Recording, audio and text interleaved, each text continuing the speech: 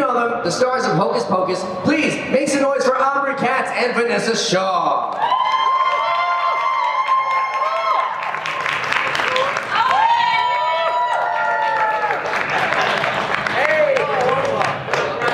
No, it was a great moonwalk. I loved it. Hello. What's up? Hello. Hi. We're moonwalking now? There we go. You missed it. I'll add mine in there. Yeah, I was. Ooh, yours is way better. Woo. I did break dance for like 27 years. Give it up. I did too. It broke my body. Yeah. It catches up with you eventually, for sure. Yeah. Wow, it's bright lights. I know, it was nice and dark, and I was like, I it's too early for this. know. No, it's not. There It's is fine. people. Yes, absolutely. I mean, of course they're Well, here. now we can see. Well, welcome. You know, Chicago's been an amazing city to be in this weekend. How about you? How have you been enjoying your weekend so far? It's been great. I mean, we haven't been to the city, which is sad because my favorite museum is the Chicago Art Institute. Yep. Who loves that? Where was that? Yeah, my favorite in all of the world. So it's just like right there out of reach. But we've been enjoying ourselves, having fun, eating out. It's been great, yeah. It's always great to not only go to a city where you can get to see cool things like a museum, but also come to a city where you get to connect with your fans of the project that we've been a part of. And you guys have been going to cons for a long time, but does it ever get old when you get to interact with your fans and get to see different cities, meet different people, and have them just talk to you about the projects that you've been in, especially like Hocus Pocus, Hills Have Eyes, Erie, Indiana? I mean, it never gets old, but like for you, I would just love to hear how it feels to interact with your fans. It's been really great. For me personally, you know, I kind of dipped out of the limelight for a while. And so to kind of like reconnect and revisit, you know, a trip down memory lane, and of course reconnect with my fabulous co-stars and friends, and basically my second family, has just been wonderful. So, yeah, stoked. Well, you were both, you know, part of this project at a very young age, and I was curious to know what it was like being a part of the whirlwind of being such part of such a big Disney production in that time. For me, it was like a dream come true because I had grown up watching Disney movies, I can talk, and was obsessed with like Haley Mills and all the movies like Parent Trap, and you know, I loved Flubber. You know, so I was super into, you know, the live action Disney movies that were of the 60s. And so getting this movie was like a combination of that dream as well as my obsession with The Wizard of Oz. You know, Judy Garland was 16 when she got that part in the movie, and I was 16 getting the part in this movie. And I just, for me as a 16-year-old girl with all those dreams in my heart, was like, I manifested this? This is amazing. So, and of course, like working with Omri and Thora, and Larry and Tobias, and Marsden, and you know, the three iconic witches was like even more of a dream come true. And I didn't know how special it was going to be working with Kenny Ortega, but he ended up transforming my idea of what filmmaking was about. This is my second movie, but I had some great directors I worked with, but he was just magic embodied. Like, he just made this movie so special and fun. Every day on set was like, hello, welcome. You know, I just felt like he was like a, I don't know, like a conductor in a way. And of course his music background, you know, helped with that. You know, his training in dance and all of his experience, you know, working on music videos and working with Michael Jackson and doing Dirty Dancing as a choreographer. I just felt like this movie became that much more special for me. Same question for you, Omri. What was it like? Yeah, I don't know, like at the time, I didn't really take it in. I mean, obviously working for a production house like Disney is quite a big deal because that's a staple in households and in the movie world. It was like the channel to have and the movies to watch. Sure. Yeah. Especially for children. Of course, you know, yeah. But like in general, I mean, Disney's been around. They celebrated 100 Yeah. something years A recently. few years ago, yeah. So one of the oldest houses and one of the you know, biggest. So to me that was very exciting. And then as things started coming to fruition, we started rehearsing, and we started to kind of like take it all in. And you know, obviously working with big names like Midler and everybody. That was, it took a second. And actually now looking back, I feel a little more like, wow, I actually got to do that. Like, how fortunate, how lucky am I? Back then, I kind of, I don't know, maybe I was just too young, and I was kind of like, oh, this is cool, great, you know, just kind of floating in the clouds. So,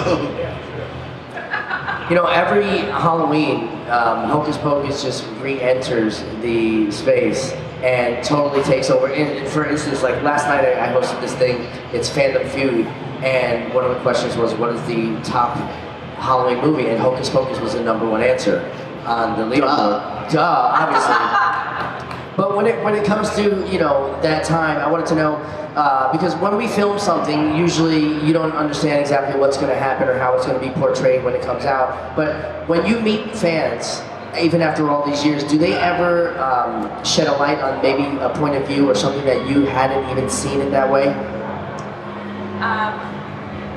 Not necessarily that, but what you were saying reminded me of how so many young people, you know, people that are younger than Omri and Thora and I, really thought this movie was a hit. And they had no idea that it was a bomb when it came out. And they're like, really? Because some of the questions they asked was like, how did you deal with all the attention after Hocus Pocus? I was like, literally, we were all embarrassed, like going, oh my God, this movie that we thought was going to be amazing totally bombed. Why? We didn't understand. And it's a mix of embarrassment and sadness, honestly. Like, we were totally bummed. They didn't even have a premiere. Like, we were just, you know, heartbroken, really. So, you know, what happened as the movie gained a lot of traction and popularity, people were like, I love doing this kind of, you know, movie and that movie, which were like, you know, these movies I did with, you know, auteur directors, and then they're like, but I secretly love Hocus Pocus. And then it became where it's like, I love Hocus Pocus, and I'm proud of it, you know, because of the snowball effect of this movie. So I think it's just interesting. A lot of people have no idea because they experienced just the extreme popularity of it really being synonymous with Halloween now. Really, like, just synonymous with Halloween, synonymous with trick-or-treating. Like, these people basically trick-or-treat and then go home and watch, you know, Hocus Pocus. So yeah, that was the interesting part, is like most people thinking, oh no, this was a hit, what do you mean? You know, and being educated that it was a total bomb. It's definitely part of my household. My wife and her sister and her cousin, they do a thing called Galloween, and they dress up as the Sanderson sisters, and they have a crazy party, and they do the little step, you know, down the street, and I just keep my mouth sewn closed. I don't join in on the fun. Yeah. You go with Billy. Exactly. I'm Billy, and Stitch my just mouth. shut up. Keep it shut. Wench. You firefly from hell. Trollop. So Omri, you mentioned, you know, you kind of stepped away from the Hollywood life and kind of went into some different endeavors. What channeled that decision, and how has it affected your life? Well, I don't know. I think I grew up in the business. I started when I was 3. I was just, you know, you're trying to identify when you're in your adolescence. You know, you become a teenager, you're like, oh man, no, and all this stuff. You start wandering and feeling. And I just came to a point where I was like, I just want to try to have a different human experience. So I was like, just drop out for a while. I found myself getting addicted to snowboarding and traveling the world, you know, for surfing, skating, snowboarding. Like, that just became my lifestyle. And then, you know, hardships, like in anybody's life, that money went dry, and you know, I had to figure out like what to do with my life. So, you know, I had to start from the bottom up again, and acting was just not really calling me back. I did a brief stint where it just was like, yeah, I'm in this for the wrong reasons, and then, yeah.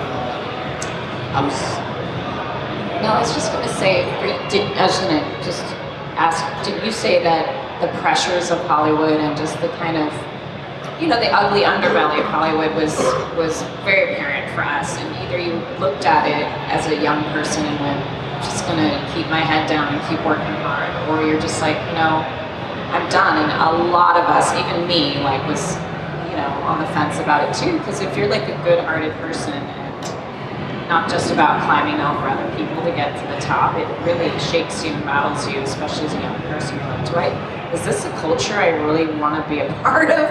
Because what you love is the work and the fun you do with it. But he's such a nice guy that he was like, experiencing the pressure of, and experiencing the dark underbelly of Hollywood at a young age is just so jarring, and it really makes you think and go deep within and ask those questions. Unfortunately, it's just infused that, you can hone your craft and you can be, the artist that you want to be, but in order in this industry, you also have to have some popularity and some publicity, and I think that's what kind of turned me off. I was just always kind of, I didn't like the limelight. I didn't like doing a bunch of cheesy publication, Tiger Beat type of bull crap that I didn't want to do. Were you on Tiger Beat? Like Tiger Beat. Oh my God. Yeah, and I was kind of a poster child to some degree. No way. Where are those? Does your dad have those? I hope they're burned at the bottom of the sea somewhere. You gotta search I it. was never in Tiger Beat. Well, you were in, what was there? Tiger's Like a Beat. girl version of that? It seems like it was all like boys and those, So anyway, that kind of turned me off. And yeah, like I was saying, I just wanted to go have a different experience, and then coming back, it was just weird. I just didn't feel like I fit in and wanted to do that anymore. So I had other ways and other passions and other drives in life. And now, all of a sudden, we're kind of celebrating this movie, even though I'm not in Hollywood anymore. And it's actually been kind of nice. Like I feel now that I have my self-identity and I'm really comfortable in my own skin, then it's I don't care about embarrassing myself or doing anything. But the adolescent part is, you're really trying to find yourself. Yeah. And so I think I was just confused at the time as well. So. All right, and I mean, Vinessa, you decided to continue with your career. What were some of the struggles that you may have faced, trying to escape the limelight of being like a child star, being in movies like Ladybugs and Hocus Pocus? Was it a struggle for you to kind of continue with your career? Yeah, so the thing I did, was keep one foot in, and I also I decided to go to college to see if there was anything else that I wanted to do, and I earned all my money from Ladybugs, from Hocus Pocus, to go to college at the time. College is a lot cheaper, but I did earn money for it by myself, I was very proud of, because my parents were poor when I was growing up. So doing that was a huge accomplishment, and I was thinking, I hadn't really experienced the depth and breadth of what people say you can experience as an actor, which is like a deep connection to character, and you could do backstory and all this stuff. I was just like at school, learning my lines, after school got out, auditioning, and then, doing my homework in the car, and then going home and going to sleep. So it was kind of like my after school sport. And so I didn't really know how to get deep into a character until I was in finished my sophomore year of college, and I got the call that I got the part in Stanley Kubrick's Eyes Wide Shut, and I was like, okay, I'm gonna do this, and I'm not gonna miss much school for this, so I'm gonna do it. And it totally changed my life. He was because he took his time, he was like, he's broken records in terms of how long he took creating a movie. So the experience I had on set were like 70 takes for one shot, and I was like, oh, this is how you can really get in deep to a character. I was like forced to do it in a way with his perfectionism. So it allowed me not to be a child actor perfectionist, like I'm saying the line perfectly, whoo, you don't have to fire me, kind of feeling. It was like I could explore this, this world, and he, Stanley Kubrick was very instrumental in me turning around and going, no, I'm going to do this, because he's like, you're very good, and I was like, no, I'm good because of you, and he's like, quiet, I'm talking to you, and then he was like, you know you're good, and I can't wait to see what you do in the future, and I hope you don't quit, you know. And no one really, my mom believed in me and my family believed in me, but no one really was like, you can do this from the world of acting, and so it inspired me to really take it seriously. But again, it's a very odd thing to be a child actor. You're not developed fully. Like now there's science that your brain isn't fully developed till 25, so having rejection and like, you know, all these feelings of just growing up combined with, you know, being told what to do is every single day was, you know, intense. And so I was happy I had that experience to put me on the right trajectory back into what I could do as my own acting kind of personal preparation of like getting deep into a character and experiencing that through that movie. So it was a total change from what I experienced as a child actor. It's refreshing to hear that you had a great experience, or at least that you made a good experience out of it, and also that you had some really great mentors along the way to kind of champion you to the finish line. It's great to see you still thriving, and it's awesome to have you both here this weekend. I definitely want to open up the audience questions. If you guys want to come up to the microphone, just keep it to one question per person. And look, we've already got somebody breaking the ice. Don't be shy, you guys. Yay. Hi, what's your name and what's your question? I'm Scott. Hi, Scott. Great to see both of you. A lot of times actors have a chance to maybe take something from a film or a TV show they've been involved in. Do either of you have anything from Hocus Pocus or some other work that you've done still today? I definitely do. I am a klepto, so I just steal shit all the time. You know, like Vinessa doesn't even know that I have her wallet with me. No, I from Hocus Pocus, I took. You know, I had that bike I was riding in the graveyard scene where my shoes got stolen, and so they had 5 of those, and so I begged for one of those, and they gave it to me. Recently I found the tie-dye shirt I was wearing in it, so I don't know if I stole that or they gave it to me, I'm not sure. I remember also having the set of boots, because like a lot of these things like end up maybe in another wardrobe house or something, and they might reuse them, but a lot of times they're like, it's already been bought, here, have it. I do have from Erie, Indiana, so I'm like, back in the day when you went missing, they would put you on a milk carton. And so I go missing in an episode, but I'm actually like missing within the milk carton. Anyway, I have the milk carton at home. And also, not long ago when I was cleaning out my dad's garage, I found a lot of stuff from when I was on Dallas. Like old little kids, like Western wear and stuff like that. Yeah, it says like J.R. Ewing Jr. and all this stuff. So yeah, I guess I had That is adorable. Should give them to you for your kid. Oh my God, cute. I'll take them. You can be a cowboy this Halloween. Yeah. For me, I have Allison's earrings. They gave those to me. I always tell this story that I believe they offered me that beautiful red cloak, and I was like, no, because I just was lame and thought that wasn't fashionable. So dumb. My mom saved a lot of scripts, like the original Ladybug script. I believe she saved Hocus Pocus original script too. Not the original, but the actual shooting script. Because the original actually was very scary. It was like a proper, like, spooky, more like Wizard of Oz scary versus like comedic, hilarious scary. So yeah, I have more scripts than like items. But yeah, so those were the only things I think I have. Oh yeah, and then I have Hocus Pocus hat that was the rap party hat, or the rap gift, sorry. Which is cool now because it looks like retro, 90s. I think Larry Bagby has one too, so he saved it as well. Great, thank you both very much. Yes. All right. Hey, what's your name and what's your question? I'm Celis. My question is for Vinessa. I'm a huge Ray Donovan fan, and Oh yeah! and you played Kate in there. I just wanted to know, what did you think about her ending when Ray killed her, and what was your approach to that character leading up to that? Oh, thank you. So when I first auditioned for the part, it was down to like, John Papsadera cast this TV show, and he was so good.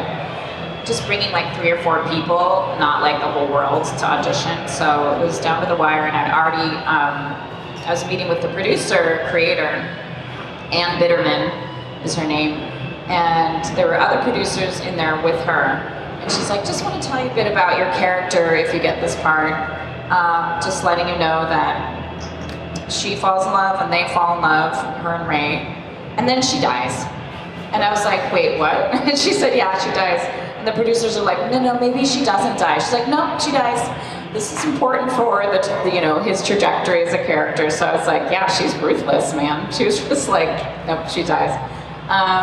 So sorry to spoil it for those who haven't seen it, but yeah, the character, it was interesting because Anne later was like, I really loved what you did with the character because I felt like she definitely was ambitious, but she was really holding her cards close to her chest, where at first Anne was like really wanting me to be a go-getter and be more intense, but then she's like, I see what you're doing with it, and I really like what you're doing with it. So my approach was to build the character in terms of her intensity and investigative reporting. I also met with I can't remember which outlet it was, but a news outlet to like just do research on would it be working for the Washington Post. So that was informative for me. Yeah, so I was able to interview a reporter, so that was great. Yeah, those are my mixing that in. It was very tough. Again, like I was with the cream of the crop actors, and there's one scene where there's like big showdown, and I had to like hold my own with all these amazing actors as well as their intense characters. So it was, I was very proud that I withstood all that and kept Kate and have the integrity of Kate. You did a great job. Thank you so much. Thank you for your question. All right, hi, what's your name and what's your question? I'm Kenneth. Hi, Kenneth. Hi, how are you? I'm doing well. Good. Are you doing well? I'm doing well. Good. I'm okay. I actually we went to St. I love your shirt, by the way. Oh, thank you. We went to St. Louis this past Halloween and visited the house, and it was hectic, but it was cool. Nice. I know, I'm sure. My question is for both of you. You both strike me as very nice people. Thank you. But now is not the time to be nice, it's the time to be honest. So I want your honest opinion on Halloween Town. Never seen it, so I can't tell you. It is, yeah, I haven't seen it. Okay, well, that answers my question. Yeah, go ahead. No, you go. Oh, I was just gonna say, actually, it was a while ago. We did a convention, and what's her name? Kimberly J. Brown was on our panel. And we're like, who is this person sitting in her panel? We didn't know. It wasn't our panel. It was like, perhaps we weren't prepared for it, but it could have been like the kids from the famous Halloween movies all together. But we just got on stage and we're like, is this person? Who's this Supposed to person? be? Like she was sitting where you were, and we were like, she's not the interviewer. So this is how clueless we were, just to tell you. And then, we've obviously become a lot closer because we see each other at different conventions and different places.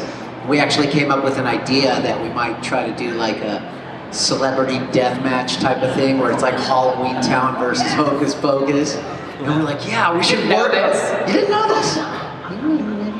The show. I know Jason was there and Kimberly and her husband and everybody. And we were Oh yeah, I wasn't there. It was Yeah. working. we were so there might be something in the something to look forward to. So needless to say, we've all been friends now for a while, but we were clueless. And just to kind of give context, that movie was shot, or Halloween Town was shot and released 96, 97. Oregon, So we were right? old by then. We were in our 20s. We wouldn't watch a little kids show by then, so that's why we were not educated. Wait, so the original question was, what's better, Halloween Town or Hocus Pocus? I mean, I was never gonna ask that. There are some people that prefer Halloween. Because Hocus Pocus obviously is 1,000 times That's better, right. right? You didn't want to say, but he was inferring. Oh, it's obvious. Thank you. Thank you. Thank you for your question. That was a Goonies good never one. say die. Goonies fan, yeah? It's our time. Our time down here. It's all over once we ride up Troy's bucket. One of my favorites. Hey, what's your name and what's your question? My name's Christopher. Good seeing you guys. Hi, Christopher. I was just wondering what it was like working with Doug Jones. It's really- What a terrible human being. I can't stand the guy. He's so egocentric and just so full of himself and just mean. He's a terrible individual. No, actually, I love that gentleman. He's genuinely the nicest guy, I think, on this planet. He really is. And you know, it's funny, like people ask also like, who was your favorite witch to work with?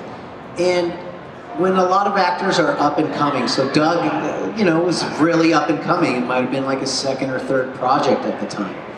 And so you're just, I think you're so grateful to be, you know,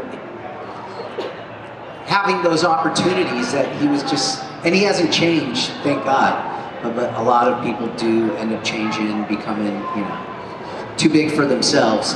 Doug has always kept it real, but no, he was so stoked to be working with us, and I think his energy just like it just resonates, and he's the bomb.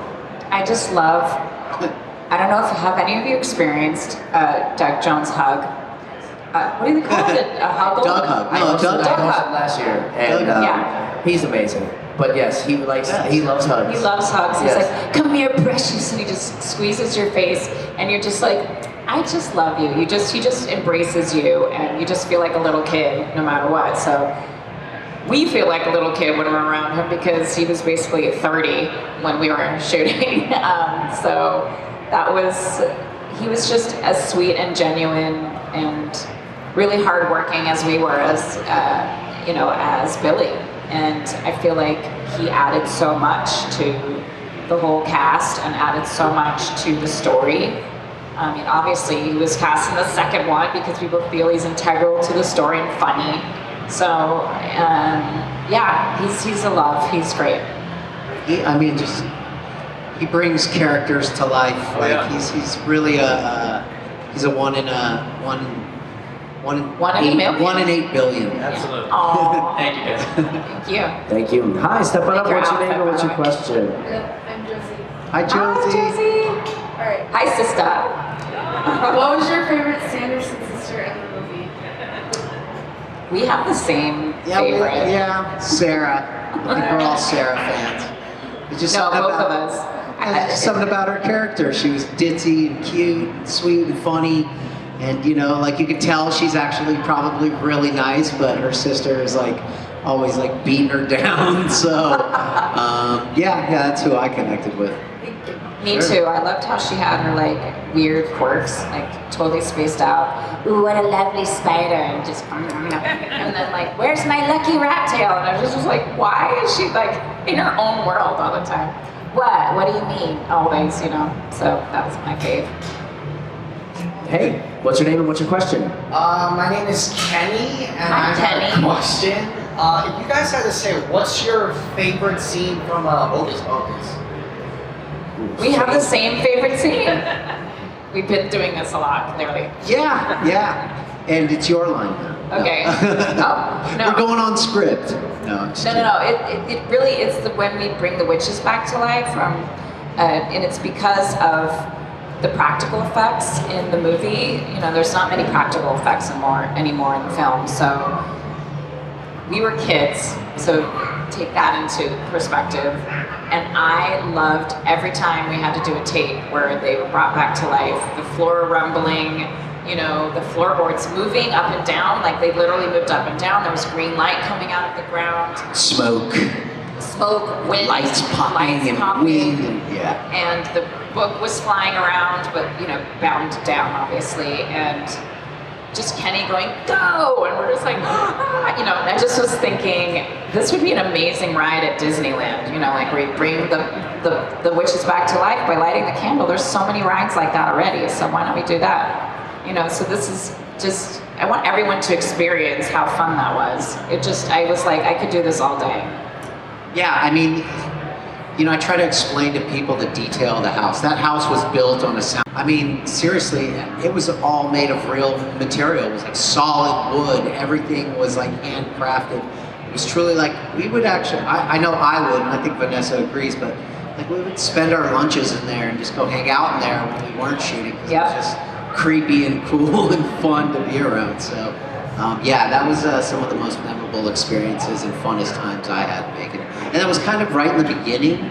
Like we did Salem for a couple weeks, and when we got to LA, I think the first thing we shot was that whole bringing the witches back. So like that introduction into, already having fun was just like added more, and we were just, we're like, okay, we're having a good time. Yeah, I got to hit Mary over the head with a pan. That was fun. Learning how to put a rubber. Learning how to getting ready to hit people. Yeah, there was like because I would hit her, and then he's like, no, you have to hold it because it's rubber, and it would just look like this. So I had to learn how to hold the pan in a way where it looked like a pan. A flimsy pan. Yeah, I know, right? Thank you so much for your question. Thank you. Thank you. Yes. All right. Hi. Hi. My name's Dorothy. Hi, Dorothy. Have you read the Hocus Pocus sequel book? Yes. What's your opinion on it? I love it. I really thought it was well done, well written. I don't know why that wasn't Hocus Pocus too, but Disney does what they want. But also Disney wrote that book, so I'm very confused. Did you like it? I'm going to ask you that question. I hadn't read it yet, okay. But I need to. So. Well, also, if you don't know, so the sequel book also has a novelized version of Hocus Pocus #1 too, which I enjoyed that too, like hearing the internal dialogue of Max and Allison and Danny and what they think about each other. It's pretty awesome. So the 1-2 punch is pretty fun. And I'm sorry about your arm. I hope you get better. It's not real. Oh, it's not real. Okay. I forget. I'm at a con. Sorry.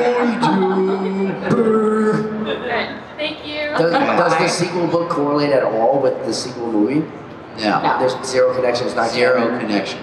No, it's Max and Allison have a daughter. Her name is Piper. Who wrote it? Who read it? Nobody. Pepper. No, something with a P. And she goes on an adventure with her friends, and then Max and Allison and Danny go into like an underworld, and they have to get us out. It's pretty interesting.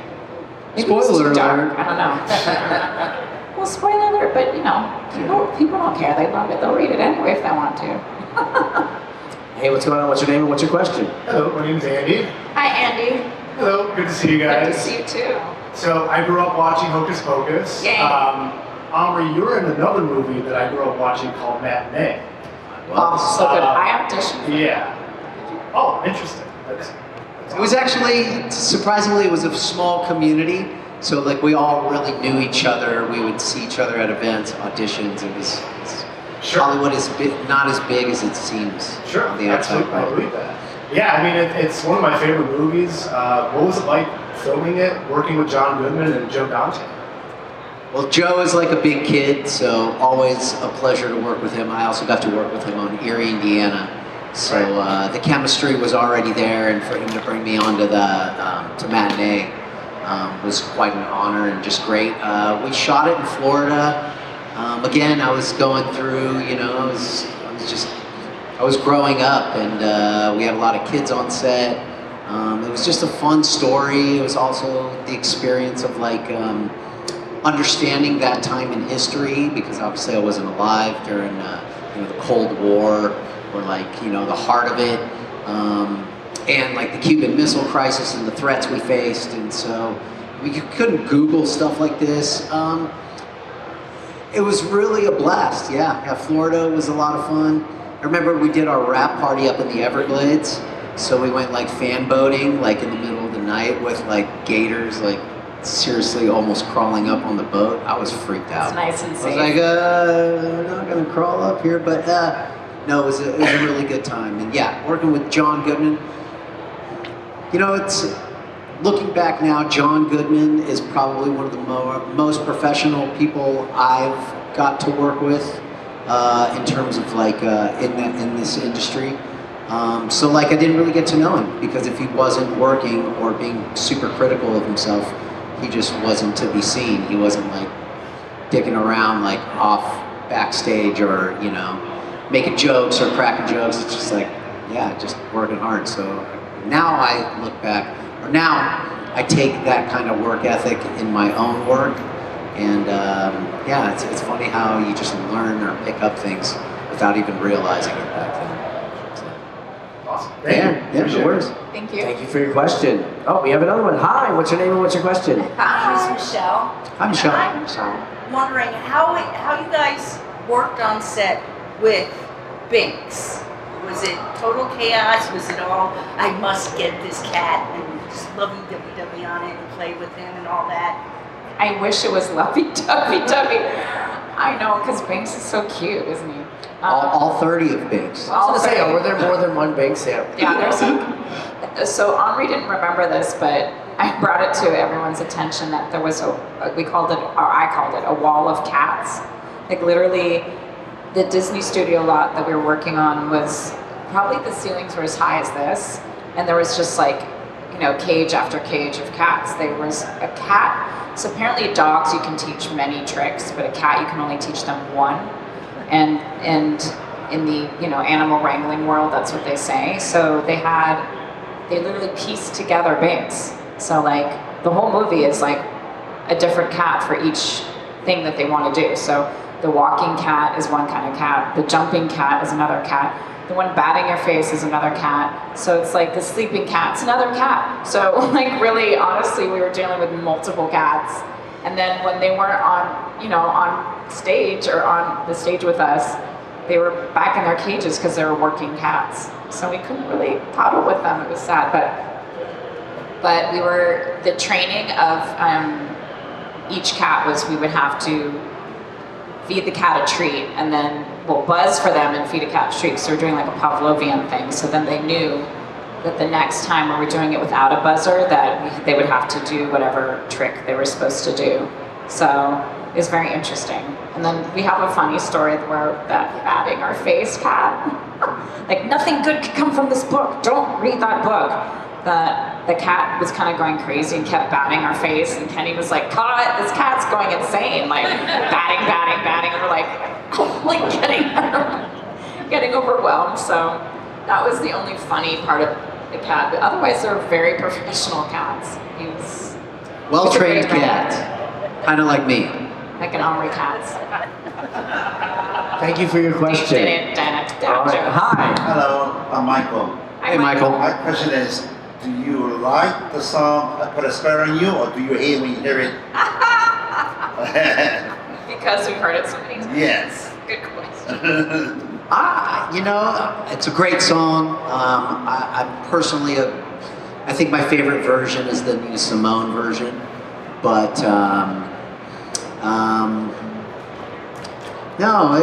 that's a trip down memory lane. So hearing it is always great. Of course, Bet is like such a performer that it's enthusiastic and definitely brings out the energy. So no. I don't mind hearing it. I'm not sick of it either. I love it. I just love how the song builds, and the whole part. It's just so fun. And when we were on set, that's also a memory of watching that come to life. So that was a whole experience that kind of locked in my brain of being there, witnessing that, and feeling like we could feel like the whole room pulsating with energy. It was like we knew this song was going to be part of what was the charm of this movie. You could feel it. History, yeah. Yeah. Thank you. Yes. Welcome. Yeah, thank you, and thank everyone for all your amazing questions. We have a few more moments here on the stage, so I just wanted to wrap up with a little talk about Hocus Pocus 2. I understand that in the way that they were writing the story, there wasn't necessarily a space where they can try to fit your characters into it. But let's say, because trilogies are really popular right now, especially with franchises like Beetlejuice. Now they're going to be doing Beetlejuice. Let's say they come up with a Hocus Pocus 3. Oh no, you just said it 3 times. Oh, don't worry, he'll pop up tonight in the wrestling show. But let's say Hocus Pocus 3 comes across the desk. I mean, are we jumping on board? How do we feel about that? Yeah, we love this movie. Clearly, it was like part of our childhood and part of yours. 100%, absolutely.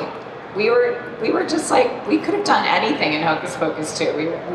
It's just, again, we just have so much love for it and it's so much fun. Honestly, I always say this to my fans. I'm like, of Hocus Pocus, I'm like, honestly, I would have watched this movie and been obsessed with it if I weren't in it. Like, it's just kind of right up my alley, so, yeah. Yeah, sign me up. I'd be hella down, yeah. Like I was saying before, like now I'm just, I'm ready to make a comeback to some degree. Okay, so here's a funny little thing.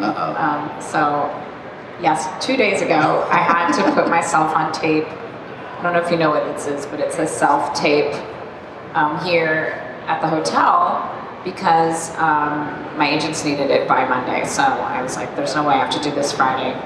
And I was like, who can read with me? I don't know. And then I was like, Omri, will you do off camera for me? And it was a really spooky character that I was playing.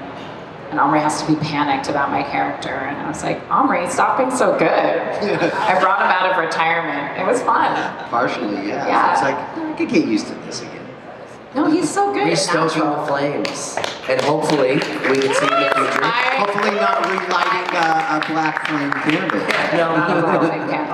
Well, I want to thank you both so very much for being here, for fielding my questions for our audience. Let's give a nice big round of applause, everybody. Vinessa, Omri, Katz. And you'll be here for the rest of the day, so please go visit them down at their tables.